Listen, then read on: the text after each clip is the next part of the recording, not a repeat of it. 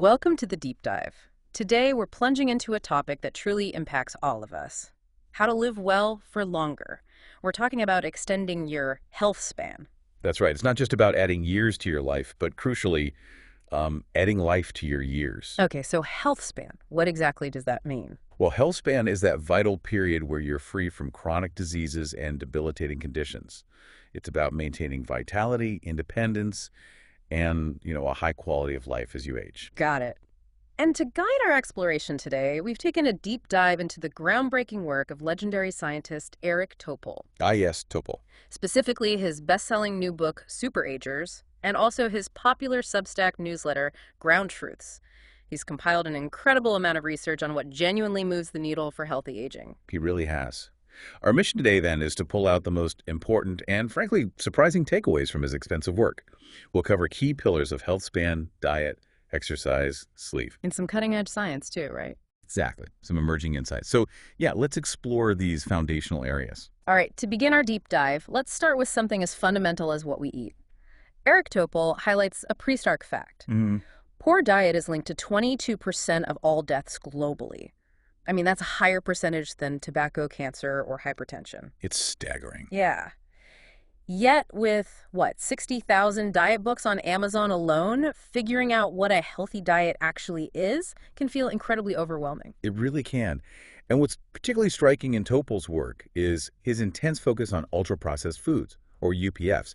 He doesn't mince words about them. How does he describe them? He calls them alien, industrially produced, unnatural substances. They're not even food. Basically, these aren't ingredients you'd typically find in a home kitchen. Okay. And the damage they inflict seems to come from two main angles. First, chemically, they're just loaded with additives and industrial ingredients, things like artificial coloring, high fructose corn syrup, artificial sweeteners, maltodextrin, dextrose, lactose. Usual suspects. Right. Hydrogenated oils, palm oil, emulsifiers like soy lecithin, xanthan gum. The list goes on. And the second angle. That's the physical processing. Right. The manufacturing involves molding, extrusion, pre-frying. It's all designed to maximize digestibility and speed up absorption. Which causes those blood sugar spikes. Exactly. Blood glucose and insulin spikes. It's the complete opposite of how natural fiber-rich foods work, which slow down digestion. Topol actually points to the NOVA classification system as a helpful guide here. How does that work? It basically categorizes foods into four groups: unprocessed, processed culinary ingredients, processed foods, and then ultra-processed foods. It helps you see just how much industrial tinkering has gone into something. And the impact of these UPFs, Topol shows it's really significant. There was an NIH trial led by Kevin Hall. Yes, that one was eye-opening. It really was. Yeah. People on an ultra-processed diet ate an extra 500 calories a day just naturally and gained weight, while those on the unprocessed diet, they actually lost weight. That's a pretty clear signal, isn't it? This overeating is intricately linked to a disruption of our natural gut-brain signals. And the health risks aren't trivial. Not at all. There's a sharply heightened risk for a whole range of cardiovascular and metabolic diseases. We're talking abnormal lipid levels, insulin resistance, widespread inflammation. Wow. Yeah, studies have shown notably higher risks for conditions like metabolic syndrome. That's an 80% increased risk. 40% for type 2 diabetes, 23% for hypertension, 55% for obesity, and even a 66% higher risk for cardiovascular death. That's huge. And what about cognitive effects? That's concerning too. For older adults, even a modest 10% increase in UPF intake is linked to a 16% increased risk of cognitive impairment. And things like processed red meat, bologna, bacon, hot dogs, regular consumption is associated with a 14% higher dementia risk. Topol also shares that self-experiment by Chris Van Teleken, the British physician scientist. Oh yeah, that was compelling. He spent a month eating 80% UPFs, gained 15 pounds. And the internal changes were dramatic. Huge changes in brain connectivity between habit and reward centers. His hunger hormones, leptin specifically, went 5-fold higher, and body-wide inflammation doubled. It's a powerful example. And it highlights that while genes play a role, diet has this massive impact.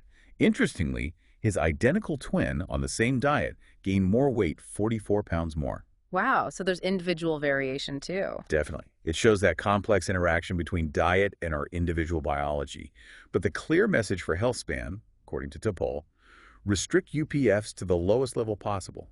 Okay, so practically speaking, when we're at the grocery store, what's the takeaway for us? Keep it simple. Read labels carefully. Avoid ingredients that sound like they belong in a chemistry lab, right? Right. Steer clear of added or fake sugars. Choose items with the fewest ingredients possible. And be really wary of those health claims. On packaging, they often mask highly processed contents. And the layout of the store. Topol often advises shopping the perimeter. That's where you usually find the fresh foods. The middle aisles. That's typically UPF territory. There's even an app, Open Food Facts, that can help you scan and identify these things. That raises an important question, though. Why isn't the U.S. joining other countries like Brazil and Israel in issuing official guidelines against UPFs? Well, Topol points directly to what he calls the supersized chokehold influence of multinational corporations or big food on regulatory bodies like the Department of Agriculture. Lobbying. Massive lobbying. He notes they spend twice as much as the tobacco and alcohol industries combined. And historically, the FDA has been, shall we say, slow to act on harmful additives already banned elsewhere, like in Europe.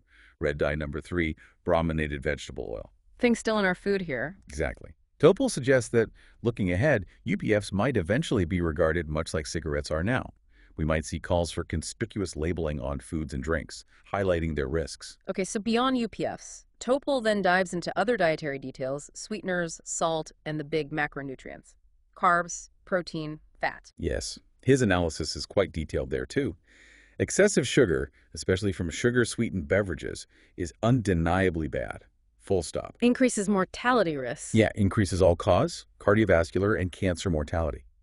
High intake can even triple the risk of atrial fibrillation. Artificial sweeteners, it's more complicated. Mixed messages there. Conflicting reports, yeah. But overall, the data isn't exactly favorable, though maybe less concerning than high sugar itself.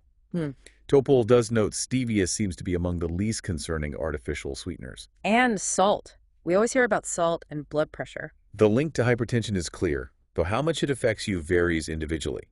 Moderate intake, maybe 1 to 2 teaspoons a day, is generally fine. But above 5 grams of sodium daily, cardiovascular risk increases. And the average American consumes about 3.5 grams daily. So not terrible on average, but many are higher. Plus, high salt diets might also pose risks for cognitive impairment by reducing brain blood flow. So limiting added salt, maybe considering potassium chloride substitutes, can help. Okay, now onto the big 3 carbs, protein, and fat. What's the key message from Topol here? The type of macronutrient truly matters, not just the amount. He talks about carbotoxicity, but specifically for the bad carbs. So distinguish between good and bad carbs. Absolutely. Good carbohydrates, think dietary fiber, non-starchy vegetables, legumes, fruits, whole grains. They actually reduce mortality and disease risk. Bad carbs, like fast-digesting sugars and refined grains, they spike insulin and lead to weight gain. And protein, especially as we age. Right. The current recommended daily allowance, the RDA, might actually be too low for older adults because we naturally lose muscle mass with age, sarcopenia. So more protein might help. It might, but it's tricky. Extremely high protein diets have been linked to issues like atherosclerosis and pro-inflammatory gut metabolites. Topol suggests up to maybe 1.2 grams per kilogram of body weight is reasonable. But be careful about the source. Yeah, he advises caution with leucine-rich animal proteins. Honestly, the science on optimal protein intake as we age is still evolving. It's hard to conduct those large-scale long-term trials. Understood. And what about fats? They've had such a roller coaster ride in dietary advice over the years. It's a fascinating area, isn't it? There's actually a dedicated gut-brain reward circuit just for fat intake, and it synergizes with sugar to promote overeating. Making fatty, sugary things irresistible. Pretty much. But surprisingly, dairy, which was demonized for its fat content for so long, is now linked in some studies to reduced cardiovascular disease and type 2 diabetes risk, especially things like unsweetened yogurt and harder cheeses. So the type of fat is key again. Absolutely crucial. Healthy fats, the monounsaturated and polyunsaturated fats from plant sources like olive oil, avocados, nuts, seeds, they're associated with substantial reductions in cardiovascular and type 2 diabetes risk, unlike trans fats, which are clearly harmful. What about diets like keto? Even popular diets like the ketogenic diet, while they can be useful for weight loss short-term, Topol points out they carry risks like potentially higher cholesterol, brain fog for some, and even fatty liver disease. It really hammers home that quality over quantity is the consistent theme, isn't it? It really is. It's about making conscious, informed choices about the quality of what you're putting in your body. And finally, in this section on diet, Topol covers some common beverages and food categories we encounter daily. He does. Coffee, for instance. Mm, It gets a pretty enthusiastic thumbs up. really? Yeah. Linked to reduced mortality, up to 30% in some studies, especially around 4 cups a day, and lower risk of many diseases. Now, these are observational studies, so correlation isn't causation. But, But no clear harm. right, there's no evidence of harm to heart rhythm, and some studies even suggest a lower risk of arrhythmias. The exact why is still uncertain, but the benefits seem to outweigh any potential risks for most people. Okay, coffee good. Alcohol. Less blurry there. The evidence is much clearer. Moderate to heavy drinking does no good, period. What about the red wine myth? A glass for heart health. Largely refuted, according to Topol. Alcohol is classified as a carcinogen, and the risks increase significantly, even exponentially, beyond very light intake. Think maybe just 2 drinks per week. Okay. And red meat versus plant-based. Processed meats are carcinogenic, linked to high risk. Unprocessed red meats, labeled probably carcinogenic. So limit both. That's the strong suggestion. A shift towards plant-based diets, in contrast, is plainly healthier, linked to reduced risks of type 2 diabetes, all-cause mortality, cancer. A study on identical twins even showed plant-based diets slowed biological aging. But what about those processed plant-based alternatives? Good point. Need to be careful there too. They can still be high in sodium and saturated fats, falling into that UPF category sometimes.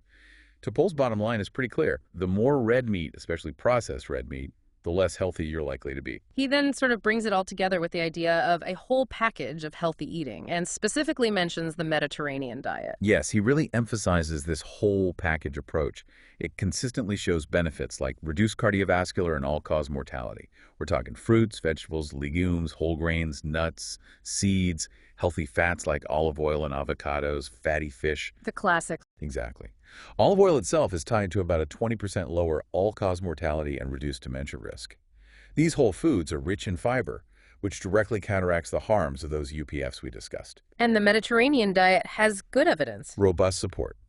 Multiple randomized trials show significant reductions in deaths from nearly every major cause: cardiovascular diseases, cancer, neurodegenerative diseases.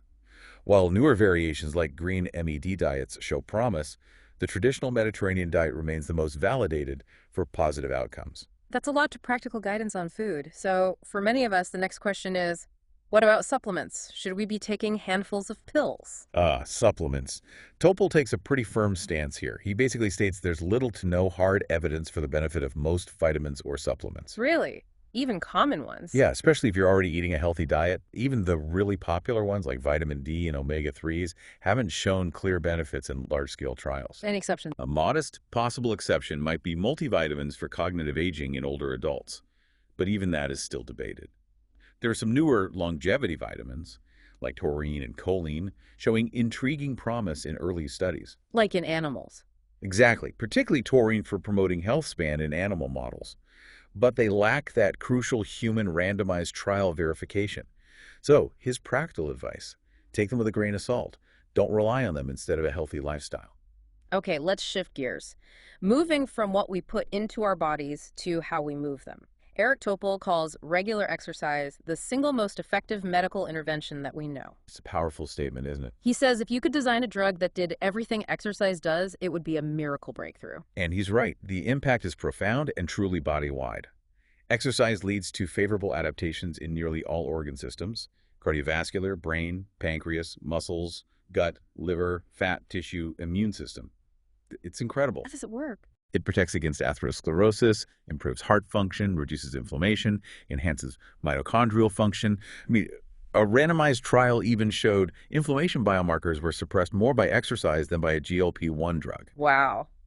That leads us to something fascinating Topol discussed with Yuan Ashley from Stanford, MotiPack. Ah, yes, the Molecular Transducers of Physical Activity Consortium. It's this massive NIH project, the world's largest study of exercise, right? Looking at thousands of molecules in rats and humans. Exactly. 800 rats, 2,400 people, looking at 17,000 molecules. And what's compelling are the initial findings from the rat studies.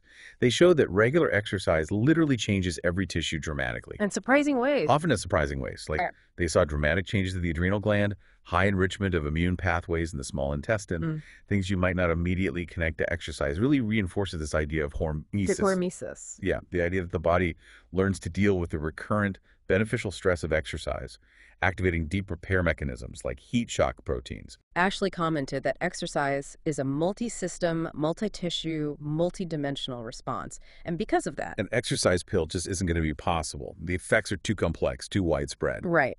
And the data also showed differences between sexes. Significant sex-specific findings, particularly in fat tissue biology. It really underscores how vital it is to study both sexes independently. We can respond almost like two different species sometimes. And the human part of Motupac. Well, we can't biopsy every organ in humans, obviously, but it includes skeletal muscle and fat biopsies, plus blood samples to look at things like DNA methylation, immune changes, connecting directly to longevity research. And the best part, all this Motupac data will be open science, fueling research for years. Ashley shared a great statistic. 1 minute of exercise bought you 5 minutes of extra life. And potentially more if it's high intensity, maybe 7 or 8 minutes. That came from that huge UK biobank study. Topol adds that just brisk walking 450 minutes a week was associated with living 4.5 years longer. And it's not just about physical health, is it? Not at all. Exercise is incredibly potent for mental well-being. Studies show things like dancing, walking, jogging can be more effective for depression than many common drugs. Plus, it's strongly linked to improved outcomes for various cancers, partly by boosting the immune system. So for someone listening, trying to figure it out, what does enough exercise actually look like? How do you start? Topol's advice, and Ashley echoes this, is primarily about building a habit. Consistency is key. Aim for 5 or 6 days a week, maybe at a consistent time. Does it have to be super intense? Not necessarily. It doesn't have to be grueling. Simply accumulating steps, moving regularly, that's really important. Ashley suggests a combination of aerobic and strength training, maybe a 2.1 ratio favoring aerobic, but both are crucial. And don't forget flexibility. Often overlooked. Totally. Especially important for older adults or anyone who sits a lot. Okay, but is more always better? Or do you hit a point of diminishing returns? That's a good question. Some studies suggest maybe no plateau for mortality reduction, meaning more is always slightly better.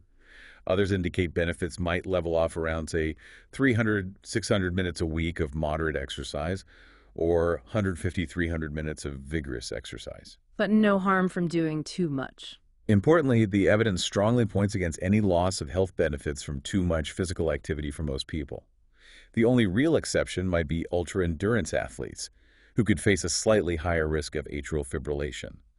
But for the vast majority, more movement is good. Despite all these clear benefits, it's quite striking. Only about 1 in 4 American adults actually meet the recommended guidelines for both aerobic and muscle strengthening. It is striking, and Topol highlights that even small changes can make a huge difference. Just 10 minutes of physical activity per day could prevent an estimated 110,000 deaths among American adults annually. Just 10 minutes. He also talks about steps. While 10,000 steps isn't some magic, scientifically validated number, the benefits start way lower. Like 2,700 steps for older women showed benefits. Significant reductions in mortality and cardiovascular events are seen up to around 8,800 steps per day. And walking faster gives more protection against type 2 diabetes. Now, Topol, as a cardiologist, made a point about his own past thinking. Yes, he mentioned his past mistake of only stressing aerobic exercise. Now he strongly emphasizes strength, resistance, and balance training too. Why is that so important? Because muscle mass and strength decline significantly after age 50, that sarcopenia we mentioned. Resistance training, even just 60 minutes a week, is associated with a 25% reduction in all-cause mortality. Wow. Plus benefits for cardiovascular health, cancer mortality, sleep quality, bone density, mental well-being. It covers so much. Topol encourages checking things like grip strength. It's a key prognostic metric. And practicing balance, like simple one-leg stands. And avoiding sitting too much. Crucial. He stresses avoiding prolonged sitting, as it's independently linked to increased all-cause and cardiovascular mortality, even if you exercise regularly. You can't fully exercise away the harms of being sedentary all day. The synergy between exercise and diet seems important too. Topol mentions a study on pre-diabetes. Right, combining calorie restriction with multimodal exercise, meaning different types of exercise, showed much greater improvements in insulin sensitivity than diet alone. They work better together. Definitely. And for anyone thinking, oh, I'm too old, it's too late to start. Topol shares that inspiring story of Richard Morgan, 93 years old. Took up rowing in his 70s. Now he's winning world championships, has the fitness level of someone decades younger. Amazing. It truly suggests there's effectively no age limit to countering or maybe even reversing some age effects through exercise. It's never too late. Okay, so we've covered diet and exercise. Next up, sleep. Topol dives deep into that magical sense of restoration we get from good sleep and why it's so vital for health span. Absolutely. And the really big discovery here in the last decade or so is the brain's glymphatic system. The brain's what now? Glymphatic system. Think of it like a dedicated plumbing network in the brain. Its job is to clear out metabolic waste products, similar to how the lymphatic system works in the rest of the body. So it cleans the brain while we sleep. Exactly. This brainwashing, as some call it, primarily happens during non-REM sleep, especially that deep, slow-wave sleep. Macon Niedergard, the pioneer in this field, described it like turning on the dishwasher before you go to bed and waking up with a clean brain. That's a perfect analogy. And this waste clearance is absolutely critical for brain health. Just one night of sleep deprivation can lead to a measurable increase in beta amyloid, The protein linked to Alzheimer's. the very one. And chronic poor sleep is prospectively tied to the risk and progression of Alzheimer's disease. We're now getting confirmation from human studies about this glymphatic network. This raises a really concerning point, then, about something many people use, sleep aids. What does Topol say about those? Yeah, this is worrying. He highlights a new study showing that Ambien, zolpidem, a very common sleep medication, it actually suppresses norepinephrine levels. And norepinephrine is important for. It's key for driving that glymphatic flow, the brain cleaning. So ironically, the drug reduces the very waste clearance that sleep is supposed to enhance. So the drug might help you fall asleep, but harms a key function of sleep. Precisely. And other drugs might have similar adverse effects. Topol stresses that basically no commonly used sleep medications or supplements have been proven to improve waste clearance or deep sleep without significant side effects. That's quite a statement. So how much sleep do we actually need? And how does it change as we age? Around 7 hours seems to be the sweet spot, the optimal duration for most adults. Both too little less than 7 hours and actually too much more than 8 hours are associated with negative health outcomes. Like what? Increased all-cause mortality, declines in cognitive and mental health. And yes, as we age, deep sleep naturally decreases, sleep tends to become more fragmented, and our internal clock, the circadian rhythm, can shift earlier. Earlier bedtime, earlier awakening. Topol mentions that a huge chunk of Americans, maybe 35–40%, sleep less than 7 hours regularly. Yeah, and Americans generally get less sleep compared to some other developed countries. So for promoting healthy sleep and therefore brain health span, what does Topol emphasize? It really comes down to behavioral and lifestyle factors. Maintain a regular bedtime and wake-up time, even on weekends, as much as possible. Consistency. Consistency is huge. Regular exercise and regular meals, but with enough separation from bedtime. Think about that idea of early time-restricted eating, perhaps. Create a good sleep environment. Cool, fully dark, quiet. And screams. Avoid blue light from electronic devices close to bedtime. It really disrupts your circadian rhythm. And crucially, diagnose and manage sleep apnea if it's present. It affects a lot of adults, often undiagnosed, and it's linked to a doubled risk of cardiovascular and metabolic diseases. What about relaxation techniques? Things like relaxation techniques, meditation, and also digital cognitive behavioral therapy for insomnia, or CBTI, have shown real efficacy for improving sleep quality. He also mentioned sleep trackers briefly. Yeah, he notes that while they can help you identify triggers for poor sleep, their accuracy varies, the algorithms aren't standardized. And for some people, they can actually worsen anxiety about sleep, so use them cautiously. Okay, so beyond diet, exercise, and sleep, these core pillars, Eric Topol also delves into some environmental factors that maybe get less headline space, specifically social isolation and microplastics. Right. Social isolation and loneliness are really critical public health concerns. A big review, 90 studies, over 2 million people. Yet it linked loneliness to significantly increased all-cause mortality, cardiovascular mortality, and cancer-related mortality. Now, cause and effect isn't fully nailed down, but it's a powerful association.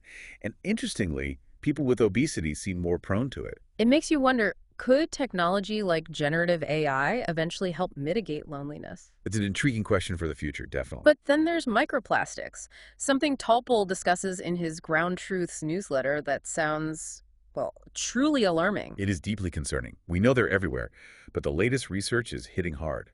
A landmark study last March found microplastics and nanoplastics, MNPs, in the arterial plaque of nearly 60% of patients undergoing artery surgery. Inside the plaque itself. Inside the plaque.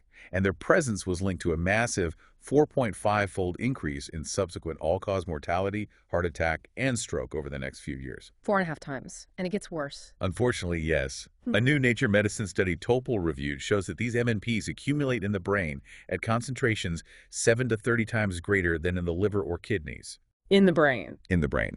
And what's really alarming is that brain MMP concentrations were considerably higher in people with dementia compared to healthy brains. And these levels seem to have increased dramatically just between 2016 and 2024. Does this prove plastics cause dementia? It doesn't definitively prove cause and effect yet, but it's flanked by other concerning evidence. Another study in Science Advances, using a mouse model, showed MNPs in the bloodstream can cross the blood-brain barrier. Oh, wow. Yeah, cross the barrier, activate the brain's immune system, and lead to blood clots and neurological abnormalities. Topol refers to this whole issue as a plasticdemic, inciting aggressive inflammation throughout our bodies. Okay, that's terrifying. Facing something so pervasive, what can we realistically do? It feels overwhelming, but Topol suggests some practical steps. Actively try to avoid plastic packaged foods and drinks whenever possible. Use less synthetic fabric as they shed fibers. Clean household dust regularly as it contains plastics. And heating plastics. Crucially, avoid heating plastic containers. Think microwaved ready meals in plastic trays, or even some plastic kettles. Heating leaches large amounts of microplastics into food and water. But individual actions only go so far. Exactly. Beyond individual steps, Topol emphasizes the urgent need for drastic cuts in overall plastic production and our reliance on single-use items. He calls it a crisis demanded immediate global attention. Okay, so this deep dive has covered a lot of these low-tech lifestyle factors, what Topol calls lifestyle plus cull. But he also highlights how cutting-edge, high-tech advancements are changing the game, right? Revolutionizing our understanding and ability to forecast health. Indeed. One major area is personalized nutrition, moving beyond the old one-size-fits-all diet advice. Because we're all different biologically. Exactly. As Topol explains, each person is unique. Wearable continuous glucose monitors, CGMs, are becoming much more accessible now. They let you see in real time how your blood glucose responds to different foods, exercise, sleep, stress. And our gut microbes play a role. A huge role. That landmark 2015 study from the Weizmann Institute really demonstrated that a person's unique gut microbiome is a key determinant of their glucose spikes after eating. So my response to bread might be totally different from yours. Precisely. This has led to randomized trials showing that algorithm-based personalized diets can significantly improve glucose regulation, especially for people with prediabetes. The NIH is investing heavily now in the Nutrition for Precision Health program. What does that involve? Collecting vast amounts of data, CGM data, microbiome data, genetics, DXA scans for body composition, even food photos analyzed by AI to really advance this field. It's still early days, but the goal is to integrate all this individual data using AI to figure out the optimal dynamic diet for you. That's fascinating. Another incredible frontier Topol discusses is the emergence of protein organ clocks, based on work by scientists like Tony West-Corey at Stanford. Yes, this is really cutting edge. It involves measuring thousands of proteins in just a tiny blood sample, and then using AI to identify specific patterns, clusters of proteins, that reflect the biological age of individual organs. Oh, so not just your overall biological age, but the age of your heart, your brain, your liver. Exactly. And these organ age gaps, where, say, your heart is physiologically much older than your chronological age, are linked to increased risk of specific diseases down the line. Accelerated heart aging predicts heart failure risk. Accelerated brain aging predicts Alzheimer's risk. So we could one day track the aging of each of our organs individually. That's quite a concept. It really is. And these organ clocks seem to be sensitive to interventions too. Studies show smoking accelerates aging across multiple organs, while moderate to vigorous exercise is associated with slower aging. This approach could be huge for identifying high-risk individuals really early for targeted prevention. And speaking of early detection, perhaps one of the most exciting breakthroughs Topol discusses is that new blood test for Alzheimer's disease, pTau-217. This is a potential game changer. It's a highly accurate biomarker found in plasma, just a blood draw that tracks the underlying brain neuropathology of Alzheimer's. No need for an invasive spinal tap or expensive PT scans anymore for initial screening. And it detects risk early. Incredibly early. It can predict Alzheimer's disease risk more than 20 years before symptoms even begin. It's the earliest biomarker detection of risk we've ever had for Alzheimer's. 20 years. And here's the truly transformative part, according to Topol. p-tau217 levels are dynamic. Yes, they aren't fixed. They actually respond to interventions, including lifestyle changes like exercise. He cites his study showing substantial improvement in p-tau217 levels with comprehensive lifestyle changes. So it's not just predicting risk, it could track progress in prevention. Exactly. This opens up an entirely new vision for Alzheimer's prevention, much like how we use cholesterol levels to guide statin use for heart disease prevention. Topol believes p-tau217 will become a key part of risk assessment. Identifying high-risk people decades in advance. Years, even decades, so they can intervene proactively with these powerful lifestyle factors we've discussed, or perhaps with new drugs as they become available. This could finally allow for the primary prevention of such a devastating age-related disease, something previously thought almost impossible. Wow. This deep dive into Eric Topol's Super Agers and Ground Truths really paints such a comprehensive picture of how we can actively work to expand our health span. It's clear the choices we make every day, what we eat, how we move, how we sleep, they have this profound interconnected impact. They really do. And these emerging high-tech tools, personalized nutrition, organ clocks, that Alzheimer's blood test, they're poised to give us unprecedented insights, allowing us to individualize strategies for prevention and health optimization like never before. So boiling it down for you, our listener, what does this all mean? Well, it means those low-tech lifestyle factors, diet, exercise, sleep, they remain absolutely paramount. They are incredibly potent drivers of health. Yep. But the exciting part is the future seems to offer this convergence, blending these foundational habits with powerful new data and insights. It helps us proactively manage our health span with much greater precision. The profound impact of making these choices is just undeniable. So maybe consider this. In a world just flooded with health information, sometimes contradictory, often overwhelming, what simple, consistent change might you prioritize this week? Something tangible to actively build your own health span, knowing the incredible, multifaceted benefits it can bring. Yeah, take a moment to reflect on that. We really hope this deep dive has given you some valuable nuggets of knowledge to chew on, and maybe even spark some new ideas for your own path to a longer, healthier, and definitely more vibrant life.